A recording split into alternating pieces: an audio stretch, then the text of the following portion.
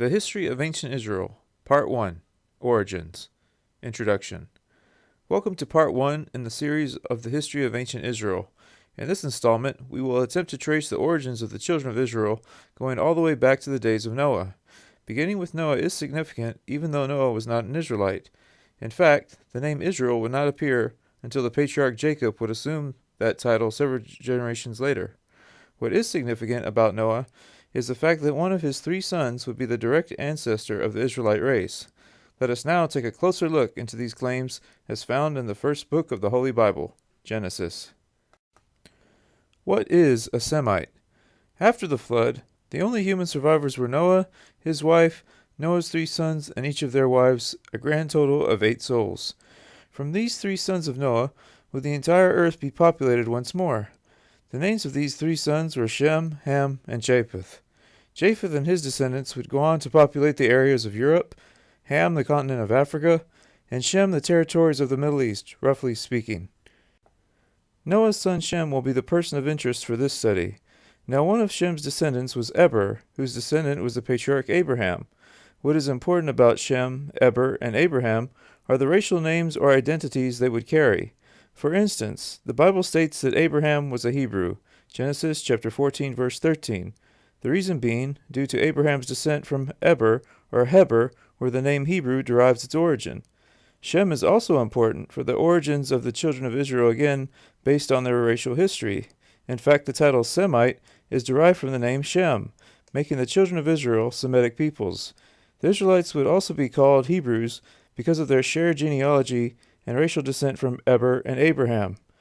Now that we have traced the bloodlines from Shem to Abraham, let us examine the identities of nations other than the children of Israel that would also stem from Abraham, making them Semitic peoples as well. The nations of Ishmael and the sons of Keturah. Now Sarah, Abraham's wife, was barren, and Abraham had no physical heir. However, God did tell Abraham that one day his descendants would be as numerous as the stars of heaven. And Abraham believed in the word God spoke to him, and the Lord counted his faith as righteousness. But as time went on, and no child was conceived, Sarah had the idea to give her Egyptian handmaiden to Abraham as a means to produce an heir for him. So Abraham hearkened to the voice of his wife Sarah, and went in unto Hagar, Sarah's handmaiden, and she conceived, and brought forth a son, who the Lord named Ishmael. Further on, Abraham and Sarah would conceive a child in their old age, according to the word of the Lord, and the name of the child would be Isaac, who would be the father of Jacob. Soon strife built up between Sarah and Hagar over their 2 sons, Isaac and Ishmael. So at Sarah's insistence, Abraham sent Hagar and Ishmael away into the wilderness. Nearly at the point of death, an angel appeared and informed Hagar that God would make her son Ishmael into a great nation. The Bible goes on to list 12 descendants of Ishmael and specifies them as princes according to their nations. Genesis chapter 25, verses 12 through 18. After the death of Sarah, Abraham took another wife whose name was Keturah, and she bore Abraham many sons. So we see from the biblical narrative that other nations through Abraham have Semitic origins, and not just the children of Israel. Isaac, the child of promise. After giving all that he had to Isaac, and giving gifts to the sons of his concubines, Abraham gave up the ghost and died in a good old age, full of years, and was gathered unto his people. And his sons Isaac and Ishmael buried him in the cave of Machpelah, in the field at Ephron, the field which Abraham purchased from the sons of Heth. There was Abraham buried, and Sarah his wife. And it came to pass after the death of Abraham, that God blessed his son Isaac. Now Isaac, the half-brother of Ishmael, would hold the title of the child of promise, for it would be through the lineage of Isaac, not Ishmael, that the Messiah would descend from. Jacob and Esau.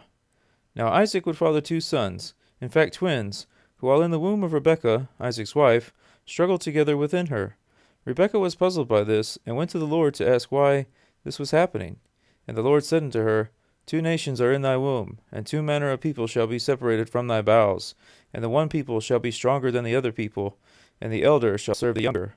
And when it was time for Rebekah to give birth to her 2 sons, the first came out red all over like a hairy garment, and they called his name Esau.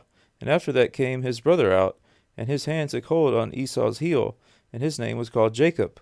When the boys grew up, Esau became a hunter, while Jacob was a plain man dwelling in tents. Now Isaac loved Esau, but Rebekah loved Jacob. Now it came to pass one day, as Jacob was making stew, red lentils to be specific, that Esau came in from the field and was faint. The Bible states that Esau said to Jacob, "Feed me, I pray thee, with that same red pottage, for I am faint." Therefore was his name called Edom, meaning red. And Jacob said, "Sell me this day thy birthright." And Esau said, "Behold, I am at the point to die, and what profit shall this birthright do to me?" And Jacob said, "Swear to me this day." And he sware unto him, and he sold his birthright unto Jacob. Then Jacob gave Esau bread and pottage of lentils, and he did eat and drink, and rose up and went his way. Thus Esau despised his birthright. The Holy Scriptures go on to say how Rebekah and Jacob deceived Isaac into giving Jacob the blessing that would have fallen to the eldest son Esau. So it would be through the younger son Jacob that the promised Messiah would stem from. Esau went on to take a wife from the daughters of Ishmael, and his descendants would be known as the Edomites, again another Semitic people group. Jacob, whose name would be changed to Israel, went on to father 12 sons. These 12 sons of Israel and their families will be known as the 12 tribes of Israel. This is the leap of faith.